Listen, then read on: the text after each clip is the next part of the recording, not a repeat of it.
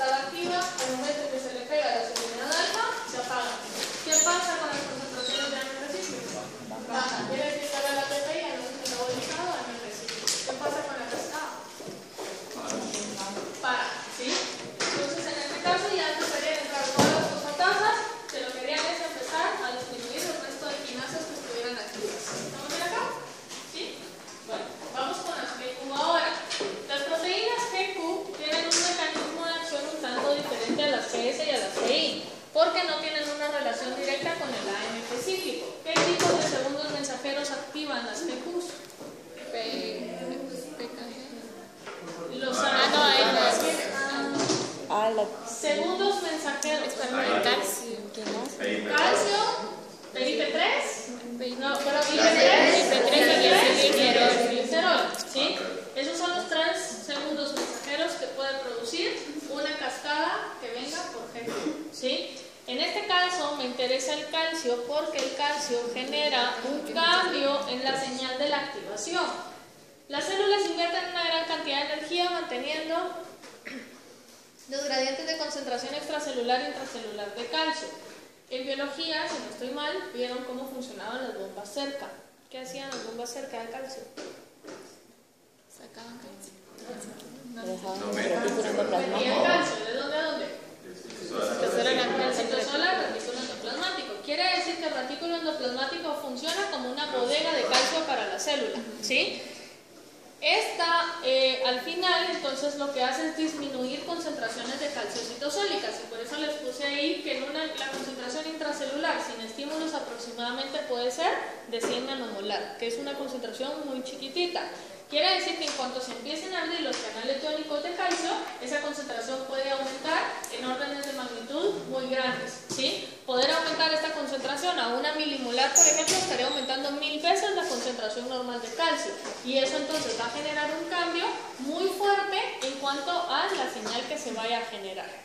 Las concentraciones intracelulares pueden ser mantenidas por secuestro de calcio al retículo endoplasmático, por las ATPasas, que aquí es donde entrarían las bombas cerca, o puede ser por secuestro de la mitocondria o quelado por calsecuestrina. Estas otras dos, solo para que sepan que existen otros métodos que mantienen concentraciones bajas de calcio en citosol. Pero la que me interesa es la primera, porque la fosfolipasa C produce la activación para abrir ese secuestro, para impedir ese secuestro y generar la liberación de calcio.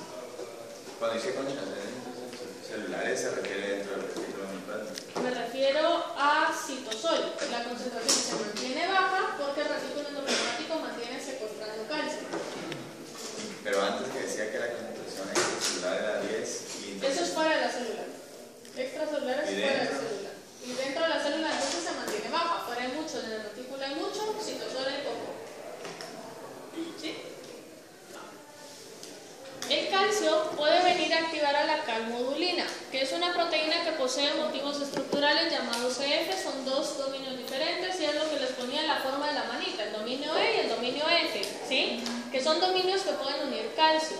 Cada dominio puede unir 2 moléculas de calcio. Como tenemos 2, una calmodulina puede unir 4 moléculas de calcio, ¿sí? Esa unión de 4 moléculas de calcio genera, sí, es una proteína que le va a hacer a la estructura tridimensional un cambio conformacional. Si la calmodulina cambia conformacionalmente, quiere decir que ahora estamos produciendo una calmodulina activa. ¿En qué tipo de procesos se involucra la calmodulina? En procesos de contracción. Pero acá lo que me interesa que vean ahorita es que la calmodulina va a producir un estímulo directo a rutas oxidativas. Y eso viene a ser un tanto interesante porque la calmodulina pertenece a la familia de proteínas que atrapan calcio, que unen calcio, ¿sí? En esta familia estaría la troponina, por ejemplo. Si se fijan, la troponina es exclusiva de la contracción muscular. En ningún momento se involucra en activar glucólisis, no le interesa, ¿sí? Pero la calmodulina sí puede hacerlo, sí puede activar rutas metabólicas. Ahorita vamos a ver cómo. La calmodulina, al momento que cambia de conformación, cuando se le une calcio y se convierte en una calmodulina activa, ahora tiene la capacidad de activar a una quinasa, que se conoce como CAM quinasa, CAM. Las CAM quinasas tienen la capacidad entonces de en músculo generar una fosforilación a la fosforilasa B quinasa. ¿Qué hacía la fosforilasa B quinasa?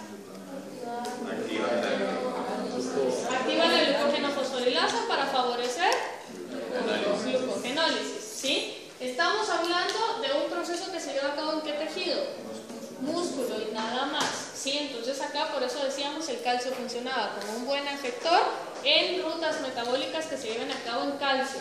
En hígado no hay calmodulina que pueda hacer esto, ¿sí? Entonces lo que me interesa es que puedan ver que entonces las CAM-quinasas pertenecen a esa familia de quinasas que son activadas por calmodulina. La abreviatura básicamente hace referencia a quinasas dependientes de calcio-calmodulina. Calcio-calmodulina porque es la calmodulina activa. ¿Sí se entiende esa parte? ¿Sí? Va. El calcio entonces tiene diferentes papeles dentro de la célula. Funciona en el impulso de la transmisión eléctrica muscular durante la contracción y también en la señal que va pasando con neurotransmisores durante sinapsis, ¿sí? Me interesa esta tercera, que es la parte de un sistema de segundo mensajero de acción hormonal, que es el sistema de segundo mensajero fosfolipasa C, calcio, ¿sí? O el sistema de fosfolipasa C nada más. Quiero que vean acá que el calcio o aumentos en citosol se pueden producir por cualquier otro tipo de circunstancias, no solo fosfolipasa C. Sin embargo, eso no implica que haya una activación completa de la cascada, porque yo requiero de los otros componentes, que en este caso serían el diacilglicerol, ¿sí? Va. La hidrólisis del fosfatidilinositol 4,5 bifosfato genera 2 segundos mensajeros. Para entender qué es lo que estamos diciendo, necesito que me digan ¿qué es el fosfatidilinositol 4,5 bifosfato? Es un fosfolípido de membrana, ¿sí? ¿Cuál es la estructura de un fosfolípido? Dos ácidos grasos unidos a un glicerol, un fosfato en tercer carbono y una cabeza polar. ¿Quién es la cabeza polar de este fosfolípido? Un inositol. Y un inositol que está bifosfatado. ¿En qué carbonos tienen los fosfatos? 4 y 5. Vale, entonces quiero que vean acá, vamos a hacer una diferencia de lenguaje importante. Yo tengo acá esto que es el fosfatidilinositol, que se abrevia como PI. Si se dan cuenta, la cabeza polar no tiene un solo único fosfato, ¿sí? El fosfato que tiene es el que pertenece al fosfolípido. ¿Todo el mundo lo ve? ¿Sí? Este es el PI entonces. Si yo vengo y genero una fosforilación, ¿en qué carbono estoy fosforilando? El carbono 4, ¿sí? Yo no estaré aquí. El carbono 4. Entonces lo que quiero que vean es que ahora yo estoy formando PI, que es el fosfatidilinositol fosfato, porque ahora tiene un grupo fosfato. Insisto, este fosfato no pertenece a la cabeza polar, pertenece al diacilglicerol fosfatado, que era lo que le daba origen al fosfatidato. ¿Se acuerdan de eso? ¿Sí? ¿Estamos bien? Ahora, se genera una segunda fosforilación. Las fosforilaciones están mediadas por quinasas. Esa segunda fosforilación me produce una cabeza bifosfatada. Ahora este es el PIP2, fosfatidilinositol bifosfato. ¿Estamos bien? ¿Sí se entiende? Va. Entonces dice, cuando un ligando se une a un receptor ligado a proteína GQ, se activa la fosfolipasa C. La fosfolipasa C entonces la va a activar una fracción alfa de una proteína que sea GQ, ¿sí? Y se activa la fosfolipasa C, que al igual que la adenilciclasa es una proteína periférica de membrana. Quiere decir que tanto adenilatoxiclasa como fosfolipasa C están pegaditas en la membrana. El PIP2 es un fosfolípido de membrana. Quiere decir que la fosfolipasa C lo va a hidrolizar para poder liberar ¿qué cosa? ¿En qué enlace corta la fosfolipasa C? El triglicerol y el grupo fosfato. Salud, usted estaría tocando aquí. ¿Qué estaría liberando la fosfolipasa C? Un diacilglicerol, que sería el glicerol con los dos ácidos grasos y inositol trifosfato. Un inositol trifosfato, que quedaría con los 3 grupos fosfato, que se conoce como IP3, que el libro se lo resalta, no es lo mismo que el PIP3. ¿Qué es el PIP3? Un fosfolípido. ¿Y el IP3? Una cabeza polar trifosfatada. ¿Clarísima la diferencia? ¿Sí? Va. Entonces acá donde les digo, el lenguaje aquí sí importa. El PIP2 representa aproximadamente el 0.4% del total de fosfolípidos presentes en membrana, que realmente resulta un porcentaje relativamente pequeño. Pero como sabemos que estas cascadas van produciendo amplificación, realmente no necesito tantos PIP2 para que puedan generar el desastre dentro de la célula, dentro de la ruta metabólica que queramos activar, ¿sí? la fosfolipasa C o la PLC son el IP3 y el diacilglicerol, también el calcio, pero la fosfolipasa C no produce calcio, ¿sí? Entonces, ojo ahí, la cascada tiene como segundo mensajero también calcio, pero el calcio no es producido por la fosfolipasa C. Clarísimo eso, ¿sí? El IP3 es un producto soluble. ¿Por qué es soluble? Porque es una cabeza polar, ¿sí? Si es soluble, entonces puede salir al citosol. ¿Qué pasa con el diacilglicerol? Se queda en membrana porque sigue siendo un lípido, entonces queda pegadito a la membrana y ahora el diacilglicerol va a venir a activar a una quinasa que está pegada en la membrana, que es la PKC. ¿A qué quinasa activaba el AMP cíclico? A la PKA, y ahorita estamos viendo la activación de PKCs. Vamos a ver que hay diferentes quinasas. Tenemos las PKBs que son producidas por insulina, por ejemplo, las PKGs que son producidas por el GMP cíclico y así sucesivamente, ¿sí? Entonces, AMP cíclico activa la PKA, que es la quinasa dependiente de AMP cíclico. PKC activa la fosfolipasa C, que sería, si lo activa directamente el diacilglicerol, gracias, pero básicamente significa proteína quinasa dependiente de fosfolipasa C, ¿sí? Entonces de ahí viene el nombre. Entonces, exacto, eso voy ahorita. Necesito el calcio para que pueda funcionar. ¿Quién libera el calcio?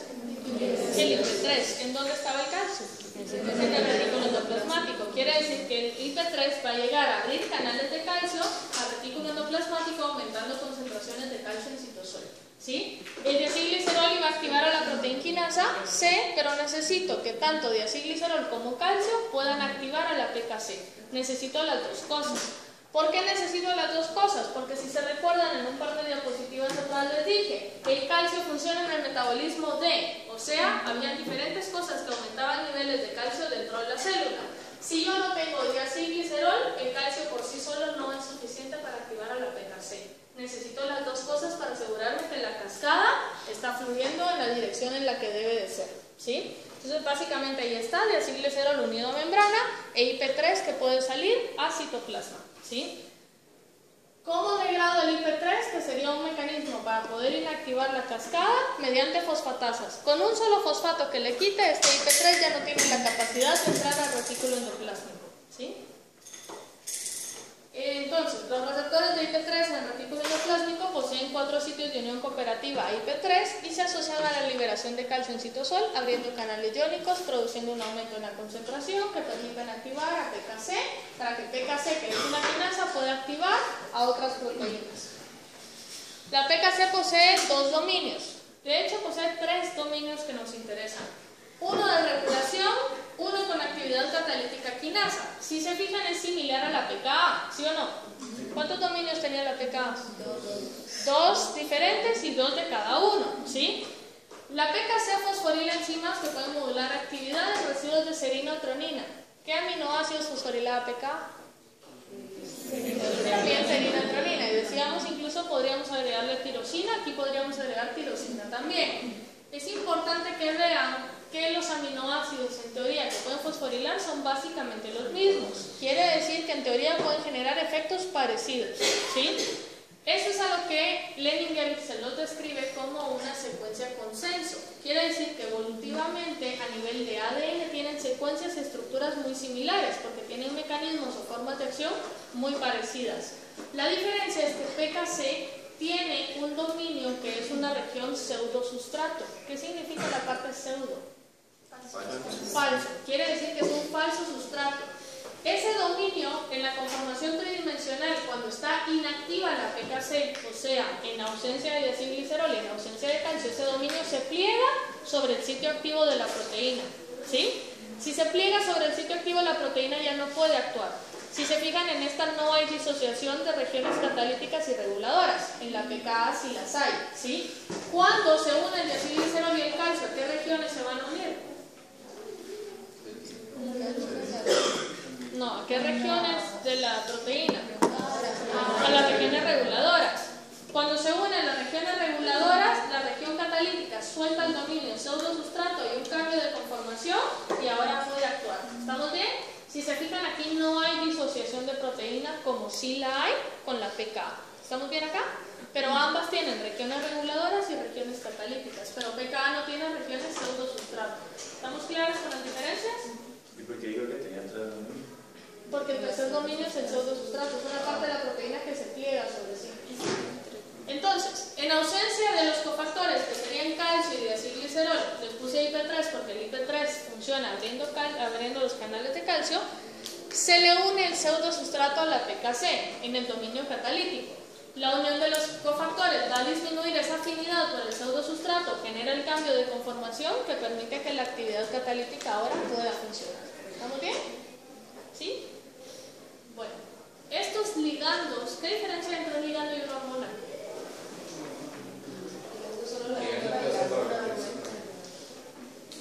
Ligando puede ser para la enzima y una hormona implica la salida. Una hormona es un ligando, pero un ligando no necesariamente es una hormona. ¿Sí? Un ligando puede ser cualquier otra cosa. Entonces, lo que está acá son ligandos que utilizan la activación de la fosfolipasa C como mecanismo de acción. Quiere decir que utilizan receptores asociados a proteínas G, Q. ¿Estamos bien? ¿Sí? Bueno, a pesar de que PKC y pKa pueden fosforilar los mismos blancos, PKC por lo general fosforila serinas y pKa por lo general fosforila treoninas. Insisto, por lo general no significa siempre, significa casi siempre, ¿sí? Bueno, a modo de resumen, la estimulación de receptores alfa-adrenérgicos activa la célula mediante este sistema de segundo mensajero. ¿Qué tipo de receptores utilizaba los ligandos que producían aumento de AMP cíclico? Beta-adrenérgicos, ¿sí? Ambos son adrenérgicos, quiere decir que están mimetizando o están antagonizando la acción de la adrenalina.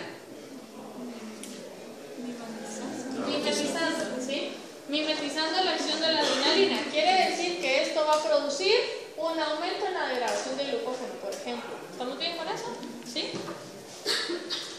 Las bombas de calcio del retículo endoplásmico mantienen concentraciones elevadas de calcio y un estímulo hace que el calcio salga, y aquí estaría el resumen. Entra el ligando entonces, se une al receptor alfa-adrenérgico, se da la activación del receptor, ya dijimos, cambiaba de conformación en las asas citosólicas, eso lo que hacía era traer una proteína G, esa proteína G al unirse al receptor cambiaba un GDP por un GTP y se activaba. ¿Cómo se activaba? Produciendo la disociación. Se liberaba la subunidad GQ-alfa y esa GQ-alfa llegaba a activar a la fosfolipasa C, que es una proteína periférica de membrana. Fosfolipasa C actuaba sobre PIP2 para liberar diacilglicerol y liberar IP3. ¿Sí? Entonces ahí les puse como por cuarta vez en diferentes presentaciones la actividad de la fosfolipasa C para que se recuerden exactamente en dónde es que corta. ¿Sí? Luego IP3 iba a canales de calcio. Esto aumenta el calcio a nivel de citosol, tanto calcio como diacilglicerol se unen a la PKC y la PKC entonces ahora puede empezar a fosforilar. Por otro lado, estos aumentos de calcio también producen la activación de la calmodulina. Se produce ahora la proteína calcio-calmodulina, que es la forma activa, que tiene la capacidad de activar a las camquinasas. La camquinasa tiene la capacidad de estimular a la fosforilasa B-quinasa, que lo que hace es favorecer un aumento en la degradación de glucógeno. ¿En qué tejido estamos? En músculo. Quiere decir que la glucosa 6-fosfato, ¿a qué ruta metabólica se desvía? A glucólisis. ¿Estamos bien acá? Entonces, este esquema me gusta por lo siguiente. Tenemos acá calmodulina y luego, si se fijan, lado derecho, receptores alfa-adrenérgicos, liberación de calcio. Lado izquierdo, receptores beta-adrenérgicos, ¿qué estoy liberando? AMP. ¿Sí? AMP cíclico. Entonces, AMP cíclico que termina activando PKCs. PKCs que terminan activando la fosforilasa B-quinasa. ¿Sí? Quiere decir que la fosforilasa B-quinasa está siendo activa por pKa y está siendo activa por camquinasas. ¿Estamos bien ahí? ¿Sí? PKC es pKa y camquinasas. No sé qué les dije, pero es pKa y camquinasas. ¿Sí? A la misma enzima. A la misma enzima. ¿Qué estaría pasando con la amplificación? Aumenta. Podría ser el doble, ¿sí? Dependiendo de cuál sea la amplitud de la amplificación que tenga el otro sistema. Lo que quiero que vean es que sí es aditivo al que vimos antes, ¿sí? Quiere decir que si antes aumentaba 2 millones, podríamos pensar, por decir algo, que ahora aumenta 3 más fuerte, ¿sí? El efecto es mucho más grande y por lo tanto se dice que estos dos ligandos, si estuvieran produciendo una acción al mismo tiempo, estarían produciendo sinergia, por ejemplo, ¿sí? Sinergia en la ruta metabólica porque ambos la están estimulando. ¿Estamos bien? ¿Sí? ¿Qué quiero que vean? Dos ligandos diferentes, dos receptores diferentes, produciendo un mismo efecto dentro de la célula para que el efecto sea mucho más fuerte. En este caso la misma célula. Asumiendo que la célula tenga alfas y beta adrenérgicos, o sea, va a depender del tejido, que tenga alfa y beta adrenérgicos. En este caso, ¿dónde dice hígado? Ahí arriba. En hígado no hay termoglobulina. Sí, voy a revisar, no me acuerdo dónde saqué este mapa. Pero, o sea, si es músculo. Podría ser músculo, si fuera adrenalina y si fuera, por ejemplo, alguna otra hormona que produzca, en este caso, activación de alguna alfa-adrenérgica. ¿Sí? Ambos serían efectos antagónicos, serían efectos, no es sinergia, lo diferente antagónico. Agonistas, gracias. Agonistas de adrenalina, ¿sí? Ahí está, una misma hormona puede potenciar una acción a través de diferentes receptores. ¿Qué necesitaríamos en este caso? Que la célula tenga los receptores para los dos ligandos, ¿sí? Bueno, ¿listos para las tirosinquinasas? ¿Sí? Las tirosinquinasas tienen un mecanismo de acción un tanto más complicado, ¿sí? Por lo tanto, se entiende un poquito menos el mecanismo. Hay diferentes cascadas dependiendo de específicamente qué sea lo que estén activando. Si se fijan, a lo largo de todo el semestre solo hemos hablado de glucagon y de epinefrina en base a nivel de cascadas, ¿sí? Ya habíamos mencionado el AMP cíclico desde hace mucho tiempo. La insulina, solo decíamos insulina activa tal. Nunca mencionamos la cascada porque la cascada de la insulina es parte de los receptores tirosinquinasa, o sea, tienen un mecanismo de acción un poquito más complicado. Esto que está acá es una abreviatura, digamos, de la cascada que produce una tirosinquinasa. Lo que quiero que vean es que en este caso yo estoy generando, es una cascada de insulina, ¿sí? La insulina estaría activando el receptor estaría activando un sustrato dependiente de insulina, que lo que va a hacer es activar a proteínas G, pero ya no son proteínas G heterotrimétricas. ¿Qué otro tipo de proteínas G había? Pequeñas. Las pequeñas, que se llamaban son monoméricas, que son las RAS, ¿sí? Las proteínas G-RAS son proteínas chiquititas, no son heterotrimétricas, sino son monoméricas, quiere decir que no tienen diferentes subunidades. Si no tienen diferentes subunidades, ¿se pueden o no disociar? No se pueden disociar, ¿sí? Quiere decir que solo las puedo activar. ¿Cómo se activaba una G heterotrimétrica? Un cambio de GDP a GTP, ¿sí? La G-RAS se activa exactamente igual. Cuando yo le cambio el GDP por un GTP, la G-RAS se convierte en una RAS activa. ¿Estamos bien? Va. Ahorita vamos a ver qué es lo que hace. Esa proteína sería una proteína adaptadora. Hay diferentes tipos de tirosinquinasas.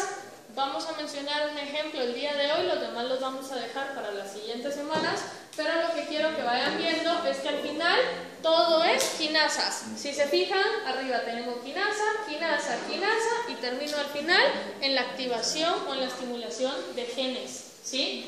Quiere decir que los receptores tirosinquinasa finalmente terminan estimulando casi siempre factores de transcripción, ¿sí? Los receptores tirosinquinasa se diferenciaban de los receptores proteína G por una cosa bien importante. ¿Cuál era? Intrínseca. Que tienen actividad catalítica intrínseca, ¿sí? Estos, quiere decir que estos mismos pueden activarse y ellos pueden activar a alguien más. El receptor de la proteína G no se activaba, solo cambiaba de conformación. Y ese cambio de conformación activaba a la proteína G, ¿sí? Pero quien empezaba a activar era la proteína G, por eso estaban asociados a proteína G. En este caso no necesito que estén asociados a nada, porque se une el ligando e inmediatamente el receptor se activa y empieza a activar al resto de la cascada. La activación se da por autofosforilación y por eso es que es la capacidad intrínseca. Ellos solitos se van a fosforilar, ellos solitos tienen la actividad quinasa y por eso se llaman receptores tirosina quinasa. ¿Estamos bien? Esto que está acá, cada palito, digamos, cada columna sería un receptor diferente. Perdón, esto no es la presentación. Esta parte de acá sería el extremo extracelular. Quiere decir que es quien tiene la afinidad de reconocimiento del ligando. Si se fijan, todos son diferentes. ¿Lo ven? La parte de abajo son un tanto parecidos, pero la mayor, o sea, tienen pequeñas cosas diferentes, pero principalmente son casi iguales. ¿Sí? Este es el dominio tirosin quinasa. Es el dominio que tiene la actividad y está del lado del citosol. Quiere decir que al momento en que se une el ligando se activa la parte quinasa de esta enzima. O sea, podríamos decir el receptor en la parte citosólica es una enzima quinasa. ¿Sí? Bueno, entonces acá, esto que estamos viendo son dos receptores diferentes. Para que el receptor se pueda activar necesito que haya un ligando. Solo colocar el ligando no activa el receptor. Tiene que ocurrir primero un proceso que se conoce como dimerización. El proceso de dimerización puede ser por dos cosas. Puede ser dimerización por ligando o dimerización mediada por receptor. La diferencia entre uno y otro es quién esté generando la dimerización. ¿Sí? Si se fijan, estoy hablando de dimerización, quiere decir que de monómeros yo voy a formar un dímero, ¿sí? Esto tiene una subunidad alfa y una subunidad beta, ¿sí? Tiene una subunidad alfa y una subunidad beta. Las subunidades alfa son las que están afuera, o sea, del lado extracelular. Las subunidades beta... No se rían porque me da risa. Las subunidades beta son las que están del lado citosólico, ¿sí? Un monómero es un monómero alfa-beta. Para que no se confundan, es básicamente lo que hacíamos con hemoglobina. Que decíamos, la hemoglobina podía ser un tetrámero alfa-2, beta-2, o podía ser un dímero alfa-beta. ¿Se recuerdan de eso? Que tomábamos alfa-beta como una sola unidad. Básicamente aquí estamos haciendo lo mismo.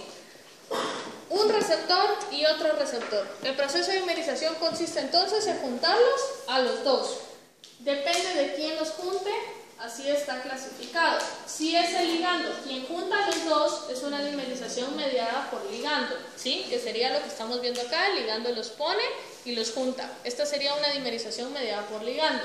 Si la dimerización es mediada por receptor, sería básicamente algo como esto. Si se fijan, tenemos dos receptores, cada receptor une un ligando y al momento en que se unen los dos ligandos hay atracción para que los receptores puedan venir y juntarse, ¿sí? Y formar un dímero, que en este caso sería el que está aquí abajo. Este sería el dímero activo del receptor tirosin quinasa. ¿El ligando siempre tiene que ser ambos monómeros? No necesario, ¿sí? Generalmente sí. Generalmente sí, pero en algunos casos podrían ser, por ejemplo, dos hormonas que generen, bueno, eso es más a nivel a nivel nuclear, digamos, que pueden ser dos hormonas diferentes que se necesitan para funcionar. Supongo que en este caso podría ser, pero es menos frecuente. Para fines prácticos vamos a asumir que es la misma hormona quien se está uniendo al receptor, ¿sí? Pero se lo digo para que no descarte esa idea, porque a nivel de ADN pueden ser que se unan dos hormonas diferentes para que pueda iniciar el proceso. Como lo vamos a ver con las tiroideas, pasa algo así, ¿sí? Lo vamos a ver más adelante. Entonces, en este caso tendríamos una dimerización mediada por receptor. No importa si es por receptor o por ligando, ahora tenemos un dímero, ¿sí? Un receptor en forma de dímero.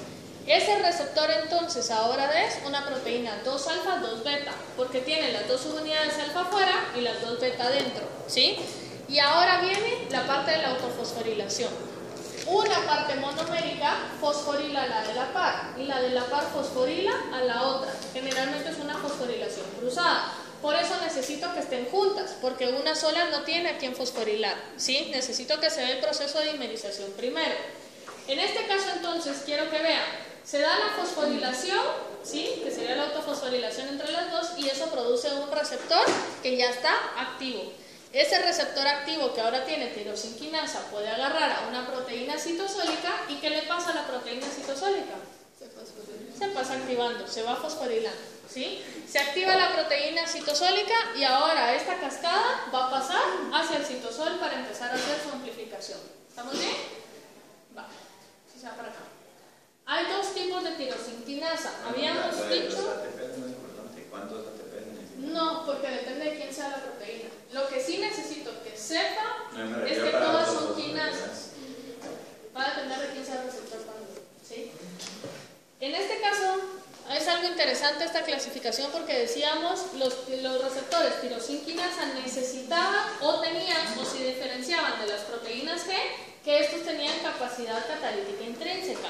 Sin embargo, hay dos clasificaciones: los que se autofosforilan solos y los que dependen de una tirosinquinasa que los fosforile. Si dependen de una tirosinquinasa que los fosforile, la capacidad catalítica ya no es intrínseca. ¿Estamos bien? Sino la capacidad catalítica está viniendo del citosol, ¿sí? Lo que sí tienen de diferente con un receptor de proteína G es que el receptor de proteína G nunca se activa. Este sí, no importa si se está activando solo o si alguien más lo está activando, pero él es el que para activo. ¿Estamos bien acá? ¿Sí? Lo que hoy vamos a ver es el ejemplo de un receptor que se active solo. Los que dependen de tecas citosólicas caen a la familia de los receptores JAK-STAT. Entonces vamos a hablar de eso la siguiente semana, ¿sí? Entonces en este caso quiero que vean la autofosforilación y ahí sería la proteína quinasa citosólica quien está fosforilando, ¿sí? Las tirosinas quinasas a través de las proteínas señalizadoras generan una cascada de amplificación. Hay diferentes tipos de cascadas de amplificación, unos que usan proteínas adaptadoras, otros que usan proteínas citosólicas, otros que usan proteínas de diferentes tipos para activarse, ¿sí? Los que vamos a ver hoy son receptores que utilizan proteínas adaptadoras. Entonces quiero que vean acá, tengo el receptor, ¿sí? Se dio una dimerización, que en este ejemplo sería una dimerización mediada por ligando, se juntaron, se da la autofosforilación, el receptor se activa, tenía capacidad intrínseca solo de activarse, está activo ahora. Ahora que está activo, necesita proteínas adaptadoras, proteínas que permitan hacer la conexión para terminar haciendo la activación a la proteína GRAS. Que decíamos la proteína GRAS era la proteína encargada de poder generar la activación al resto de proteínas solubles, ¿sí? Entonces las adaptadoras básicamente serían el complejo GRB2-SOS, ¿sí? Entonces, esta cascada es conocida como la cascada MAP-RAS, que es la que vamos a ver nosotros hoy. Las cascadas MAP-RAS terminan activando factores de transcripción que lo que hacen es modular la expresión genética, ¿sí? Hay diferentes tipos de cascadas tirosinquinasa, unas más complicadas que otras, pero vamos a agarrar esta que es una de las más sencillas a modo de ejemplo. Entonces tenemos acá el ligando se une, genera la dimerización, se activa el receptor ahora se une a la primera proteína adaptadora, que es la GRB2. Esto produce la unión a SOS y ahora tengo complejo GRB2-SOS que tiene la actividad de llegar con RAS. ¿Qué es lo que activa RAS? Con lo de transcripción. El cambio de GDP a GTP. Entonces cambia RAS de GDP a GTP y ahora tengo una RAS activa. Esta RAS permite entonces venir y generar la activación de una proteína soluble. Si se fijan, las proteínas que decíamos eran proteínas periféricas de membrana. Quiere decir que el proceso adaptativo es para llegar a activar RAS siempre a nivel de membrana. ¿Estamos bien? ¿Sí? Si ya activé esto, ahora necesito que la cascada se vaya al citosol. Y aquí es donde entra RAF, que RAF es una proteína soluble. RAF en este caso viene activo o inactivo. Entonces, ¿inactivo o activo? Inactivo. Viene RAF y cae a RAS. ¿Qué le pasa? Se activa. ¿Cómo creen? Por fosforilación. Entonces RAF, de estar inactiva, va a venir y se va a activar. Cuando RAF se activa por fósforo, se convierte en una enzima que es una quinasa, ¿sí? Ahora, RAF fosforilada es una quinasa y las quinasas ustedes saben que fosforilan. Quiere decir que en este caso yo estaría viendo que RAF fosforilada es una quinasa, va a fosforilar a otra enzima, que en este caso sería MEC. MEC pasa de estar desfosforilada a estar fosforilada, de estar inactiva a estar activa. ¿Quién activó a RAF? RAS. RAS activa a RAF y RAF activa a MEC. ¿Sí? ¿Desde dónde? Desde ligando. Desde ligando. El ligando produce la dimerización, se da la autofosforilación.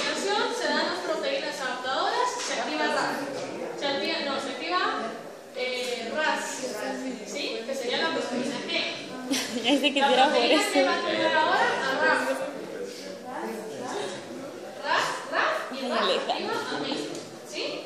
Ahora, MEC que está activa también es una quinasa. ¿Sí? Ahora, esta quinasa va a venir a fosforilar a alguien más. ¿Sí o no? MEC va a venir entonces activa a fosforilar a RK. ERK pasa de estar inactiva a estar activa. ERK también es una quinasa. Quiere decir que también va a fosforilar a alguien más. ¿Cómo era eso de que decían de las quinasas? Ahorita va a regresar. Solo quiero que vayan viendo el orden y después regreso a esta parte de acá, que es donde les tengo aquí. ¿Sí? Entonces decíamos, ERK también es una quinasa. Ahora, ¿qué va a hacer? Fosforilar al factor de transcripción. El factor de transcripción de estar inactivo pasa a estar activo ahora. ¿A dónde va el factor de transcripción ahora? Al núcleo, ¿sí? Y en el núcleo lo que está haciendo es modulando la expresión genética. Si se dan cuenta, son cascadas de quinasas, porque una quinasa activa la siguiente activa la siguiente, y la siguiente activa la siguiente, y así sucesivamente, dependiendo de quién sea la cascada. Pero la ERK es la que lleva el núcleo. En este caso es RK al factor de transcripción. El factor de transcripción puede estar ya dentro del núcleo. Y la ERK puede entrar al núcleo. Puede entrar al núcleo, ¿sí? Puede ser que el factor de transcripción esté fuera o puede ser que esté dentro, ¿sí? Entonces, otra vez, dependiendo de qué cascada sea específicamente. Entonces, ¿cómo va lo de las quinasas? Que el libro lo dice muy claramente, puede llegar a sonar ridículo, pero tiene una forma de ser. En este caso, regresamos acá. ¿A quién voy a activar? Al factor de transcripción, porque es quien va a producir la respuesta. ¿Quién lo va a producir? La quinasa, que sería la MAP quinasa. ¿Quién activa la MAP quinasa? Sería la RK. ¿Quién activa la MAP quinasa? Otra quinasa, ¿sí? Entonces decimos, es MEC. MEC entonces es la quinasa de la MAP quinasa. ¿Sí lo ven? Esta es entonces la MAP quinasa. Es la doble quinasa.